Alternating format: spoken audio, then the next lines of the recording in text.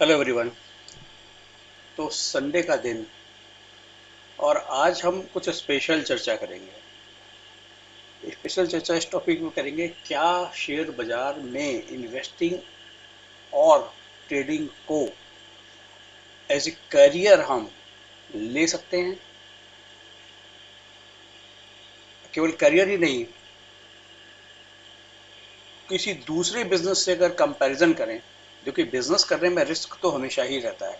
आप कुछ भी बिजनेस करेंगे, रिस्क हमेशा ही रहेगा। तो दूसरे बिजनेस के रिस्क और इस काम के रिस्क, इस बिजनेस के रिस्क में क्या फ़र्क है और दोनों में क्या रिटर्न आ सकता है, इन चीज़ों को आपके सामने आज एनालाइज करेंगे।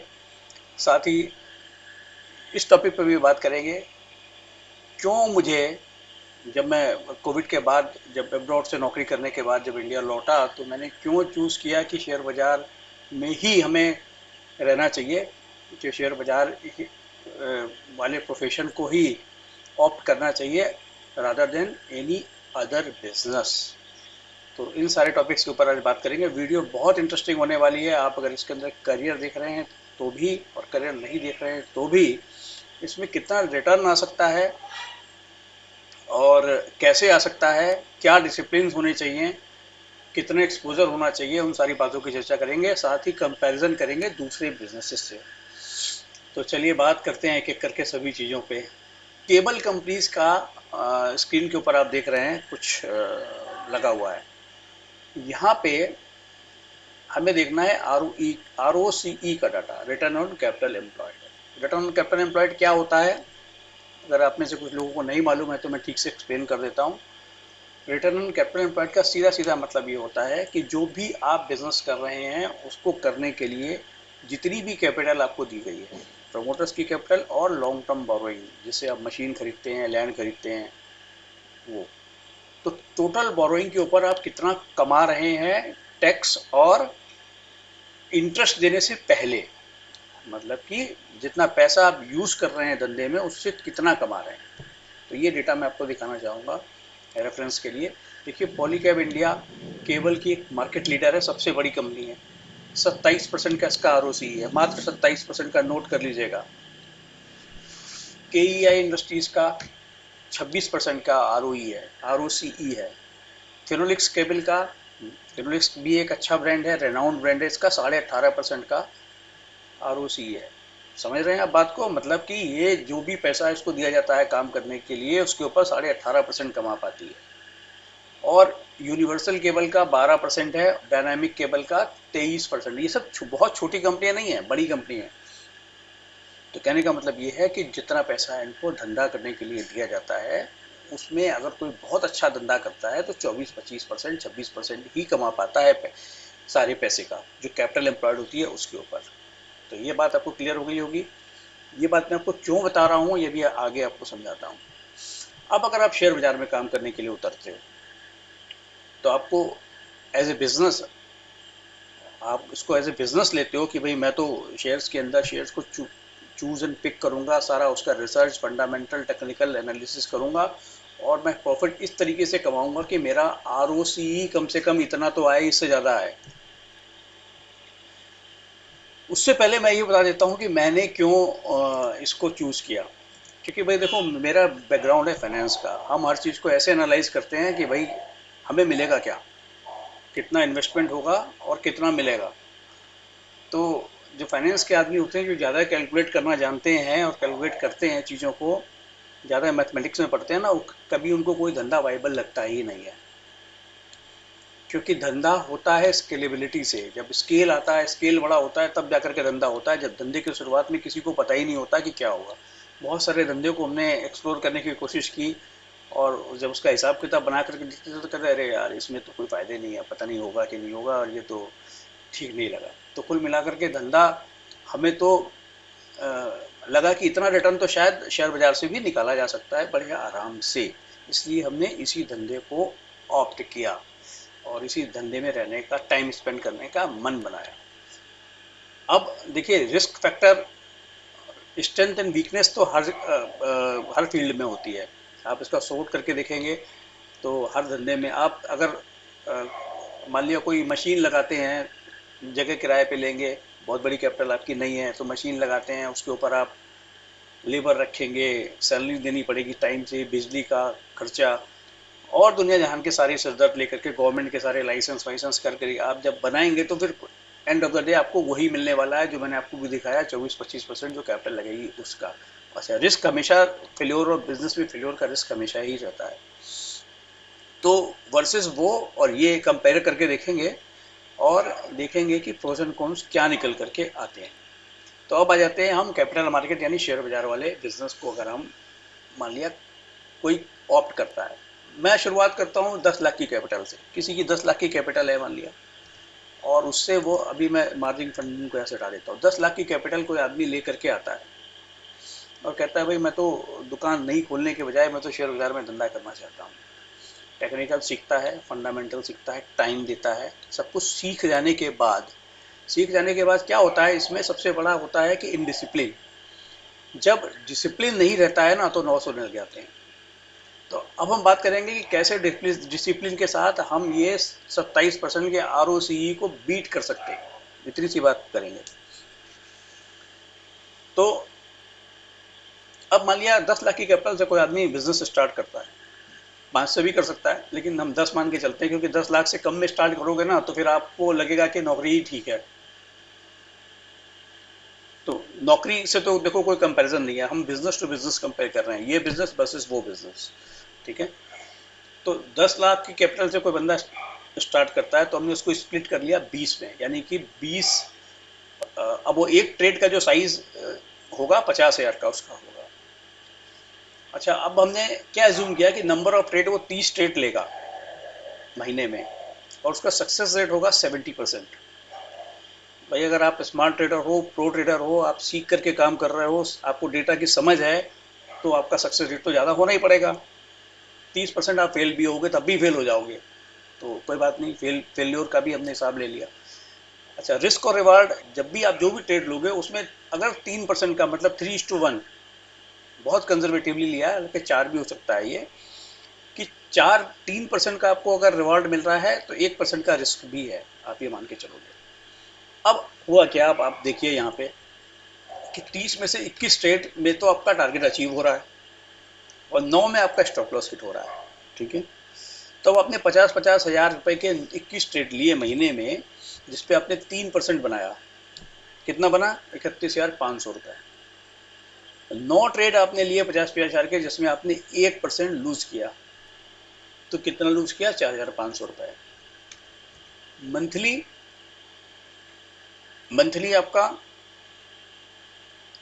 27,000 रुपए की अर्निंग हो गई, ठीक है। अब आप यही ट्रेंड अगर पूरे साल रख पाते हो तो 3,24,000 रुपए मल्टीप्लाई बाई 12 आप इतना कमा लोगे। अब 3,24,000 रुपए 10 लाख की कैपिटल पे कितना होता है, कितना होता है, ROCE, तो आपका रिटर्न ऑन कैपिटल एम्प्लॉयड हो गया ROCE 32% का, जो कि बड़ी बड़ी कंपनियों का भी नहीं है। तो धंधा पसंद आने की वजह क्या थी, वो आपको समझ में आ गई होगी यहाँ से। अब अब इसमें देखो क्या होता है कि अब मैंने यहाँ मार्जिन फंडिंग की बात की थी कि भाई यहाँ पे इसमें 70% तक की मार्जिन फंडिंग हो जाती है, यानी कि आप 10 लाख का की जगह 10 लाख का लगा के 17 लाख के स्टॉक ले सकते हो, उसके ऊपर लगेगा 10% ब्याज। उस केस में आप 70 लाख की कैपिटल पे काम करोगे, 70 लाख की कैपिटल में काम करोगे तो आपको जो ट्रेड का साइज है वो बढ़ के हो जाएगा, जो पहले 50,000 था कितने का हो जाएगा, 85,000 का। तो आपकी जो अर्निंग हो जाएगी वो हो जाएगी 5,50,000, लेकिन आपको मार्जिन फंडिंग जो आप करोगे उसके ऊपर करीब 10% का ब्याज देना पड़ेगा, तो 70,000 आपने ब्याज माइनस कर दिया, तब आपकी ROCE कितनी आ गई, 48% की। तो भाई साहब, अब आप बताओ, अगर आप ये कर पाओ तो इससे अच्छा धंधा कोई है क्या, मुझे तो नहीं लगता कोई इससे अच्छा धंधा है। लेकिन अगर आप ये नहीं कर पा रहे, देखो फेल तो आप किसी भी धंधे में हो सकते हो, और फेल आप इस धंधे में भी हो सकते हो, बावजूद इसके कि मैंने आपको सारे कैलकुलेशंस दिखा दी, उसके बाद भी आप फेल हो सकते हो। अब आपको क्या करना है, अब ये 7 लाख रुपए की जो मार्जिन फंडिंग की बात की है, पहले तो मैं रिकमेंड नहीं करूंगा कि आपको लिवरेज लेना चाहिए, लेकिन आपको अगर ये कॉन्फिडेंस है कि आप ये सब कर पा रहे हो, आप सीख चुके हो अच्छे से और आप कर पा रहे हो, तो आप ये रिस्क भी ले सकते हो। उससे आपका रिटर्न ऑन कैपिटल एम्प्लॉयड बढ़ जाएगा, ड्रास्टिकली बढ़ेगा और मजा आ जाएगा आपको। अच्छा, अब इसके लिए आपको खोलना चाहिए अकाउंट किसी ऐसे ब्रोकर के पास जो जीरो ब्रोकरेज लेता हो डिलीवरी पे और बाकी ट्रेड पे भी, फ्यूचर ऑप्शन पे भी। देखिए फ्यूचर ऑप्शन तो मैं इसमें रिकमेंड कर ही नहीं रहा हूँ बिल्कुल भी, तो फ्यूचर एंड ऑप्शन में होता है सबसे ज़्यादा नुकसान। फ्यूचर एंड ऑप्शन के ट्रेड क्योंकि संभल नहीं पाते हैं, ट्रेड तो हम ले लेते हैं लेकिन उसको संभाल नहीं पाते हैं, इसलिए फ्यूचर एंड ऑप्शन में तो काम करना ही नहीं है। बड़े आराम से आप इसी में कमा जाओगे अगर आप ठीक तरीके से काम करोगे तो। अब अब आपको इसके लिए खोलना है मेरा स्टॉक। मेरे पास जो अकाउंट खुला हुआ है वो मैं एम स्टॉक में काम करता हूँ। मेरा ये सेट का बढ़िया रेनाउंड कंपनी है, इंटरनेशनल ग्लोबल कंपनी है, 26-27 देशों में इसकी प्रेजेंस है। जीरो ब्रोकरेज पे काम करते हैं ये, कोई ब्रोकरेज लेते नहीं है, तो ब्रोकरेज का खर्चा भी आपका बचेगा, नंबर एक। नंबर दो, आपका आपको ये जो मार्जिन फंडिंग है, ये आप अगर 25 लाख से ऊपर की कैपिटल है आपकी ना, तो फिर ये 7% लेते हैं सिर्फ इंटरेस्ट। उससे नीचे है तो आप ये मान के चलो 10 लाख पे काम कर रहे हो तो आपको 10% के करीब इंटरेस्ट आएगा, वही मैंने यहाँ कैलकुलेट किया है। आप वहाँ पे ऑनलाइन अकाउंट खोल सकते हैं, लिंक मैं डिस्क्रिप्शन बॉक्स में दे दूंगा। आप उस लिंक से जा करके अकाउंट खोल लीजिए और आपको उसका भी एडवांटेज मिल जाएगा। ये बात बता दी मैंने आपको। अब आप कहोगे कि धंधा तो समझा दिया आपने, धंधा तो हमें वाइबल लग रहा है, करेंगे कैसे, ढूंढेंगे कैसे, ये स्टॉक्स ढूंढेंगे कैसे? देखो स्टॉक ढूंढने का तरीका ये है कि आप पहले तो मैं रिकमेंड करूंगा, बल्कि आपको सजेस्ट करूंगा कि आप खुद सीखो और बहुत अच्छे से सीखो। डेटा को देखना सीखो, पढ़ना सीखो, टेक्निकल देखना सीखो, फंडामेंटल की समझ रखो, जितनी बढ़ाओगे उतना अच्छा। लेकिन इतना जल्दी तो नहीं आता है ना, सब कुछ आने में टाइम लगता है। तो फिर आप प्रोफेशनल्स की हेल्प ले सकते हो। आपको स्क्रीन के ऊपर मेरा व्हाट्सएप नंबर दिख रहा होगा, आप उस नंबर पे जा कर के आप मेरे से कांटेक्ट कर सकते हो, मेरी सहायता ले सकते हो उसके अंदर। इसके अलावा अब मैं आपको क्या दिखाऊंगा, मैं आपको दिखाऊंगा, देखो मेरे मेरे चैनल को तो अभी 2 महीने ही हुए हैं, बहुत सारे सब्सक्राइबर भी नहीं है मेरे, तो भी 400-500 सब्सक्राइबर्स आ रही है। मैं किसी को बोलता भी नहीं, किसी को आना है तो देखेगा वो, नहीं किसी को नहीं देखना है तो नहीं देखेगा। मैं तो फैमिली मेम्बर को भी नहीं बोलता हूँ कि चैनल को सब्सक्राइब करो, किसी को नहीं बोलता हूँ। सिर्फ जिसके पास एक ऑर्गेनिक तरीके से मेरा वीडियो पहुंच रहा है वही देखता होगा, वही सब्सक्राइब करता है। तो अगर आपके पास भी वीडियो पहुंचेगा तो आप भी देखेंगे और आप भी सब्सक्राइब कर लेंगे, तो यही मेरा तरीका है। और एक ऑर्गेनिक ग्रोथ जो होती है ना, उसमें दम होता है, बाकी सब्सक्राइबर बढ़ाने को तो कितने भी बढ़ा लो उसका कोई फायदा नहीं है। अब मैं आपको ये क्यों बता रहा हूँ कि 2 महीने पहले मैंने अपने यूट्यूब चैनल को खंगाला, क्योंकि मैं तो रोज एनालाइज करता रहता हूँ, डालता रहता हूँ, इसमें ये बन रहा है उसमें वो बन रहा है, ऐसे करके आपके साथ शेयर करता रहता हूँ। तो मैंने अभी आज अपने यूट्यूब चैनल को खंगाला, पिछले 2 महीनों में मैंने कौन कौन से स्टॉक पकड़े थे। मैंने उसमें ट्रेस लिया या नहीं लिया वो अलग बात है, किसी में लिया भी किसी में नहीं लिया, लेकिन जो पकड़े थे, जो बात आपके साथ शेयर करी, उसकी मैंने देखिए लिस्ट बनाई है कि स्क्रीन के ऊपर कि कौन कौन से स्टॉक्स को हमने ऑब्जर्व किया था, किस किस प्राइस पे ऑब्जर्व किया था और आज क्या भाव है उसका। और उसके लिए तो एक एक स्टॉक के बारे में अगर बात करनी है तो क्यों पकड़ा था, उसके लिए आपको चैनल पे जा करके एक एक वीडियो देखना पड़ेगा। वो आपकी इच्छा पे है, आप देख उतना टाइम लगाना चाहते हो, हालांकि आप लगाओगे तो सीखोगे ज़्यादा। देखिए मैं जल्दी से बता देता हूँ, इंडिया बुल हाउसिंग फाइनेंस 120 के लेवल पे रिकमेंड किया था, आज 166 पे 38% रिटर्न दे चुका है। जी एंटरटेनमेंट 184 के लेवल पे किया था, 27 का रिटर्न दे चुका है। जायडस लाइफ साइंस से 520 पे दे चुका है, 25 का दे चुका है यहाँ से। कोलगेट पामोलिव 1620 के लेवल से दे चुका है ये 23% का। इफ्का लेक्स 750 से दे चुका है ये 21% का रिटर्न। डॉक्टर रेड्डी भी 20% दे चुका है। लॉरस लैब 335 पे रिकमेंड किया था, वहाँ से 17% का दे चुका है। लाल पैथ 2020 पे रिकमेंड किया था, 16% दे चुका है। और सेल 84 पे किया था, 11% दे चुका। इंडस टावर 155 पे रिकमेंड किया था और 12% दे चुका है। फेडरल बैंक 10% दे चुका है। CUB सिटी यूनियन 8% दे चुका है। मेट्रोपोलिस 8% दे चुका है। ACC 8% दे चुका है। AB कैपिटल 7%, AB FRL भी 7% दे चुका है। UBL दे चुका है 6%, अतुल दे चुका है 4%, नवीन फ्लोरिन तो अभी 2 दिन पहले ही किया था, 5% दे चुका है। और इन्फोसिस 3% दे चुका है, रिलायंस ने दिया है 0.38, लेकिन इसको 0.38 मत समझिए, आपको इसके वो भी मिल गए, रिलायंस जियो के भी शेयर मिल गए हैं, तो ये भी 7-8% का रिटर्न इसमें भी हो चुका है।